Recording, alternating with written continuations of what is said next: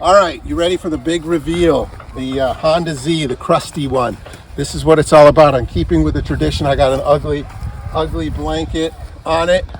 3, 2, 1. There it is.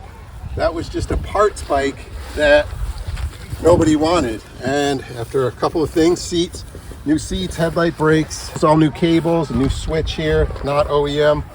We got this thing running great. And as a matter of fact, it's running so good, I got so cocky that I think I'm gonna take on an internet sensation, the budget Bronco.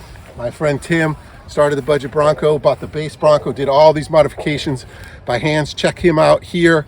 But today it's going to be the second place budget Bronco because it's gonna lose a little race from one tree to another tree. And we're gonna see what this thing is made of. I don't have real high hopes, but it'll be pretty fun to be able to go from a kind of a decrepit old bike to something that's actually really fun to ride. So let's check it out and see how we do. 3, 2, 1. You blinked!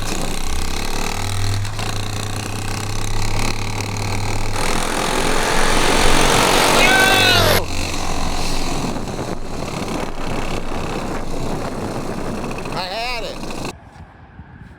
All right, so the Bronco's got a little bit more horsepower. What is it? What's the engine?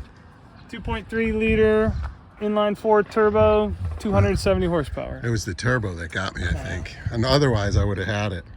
Thought you had the base. Or the turbo That is the base. Oh, Yeah. the turbo is the base? Nice. Well, that's a beautiful machine. The Honda's a beautiful machine. I think everybody won today, don't you, Tim? Oh, definitely. All right, that's awesome. All right, stay tuned for more motorcycle fixes on a budget.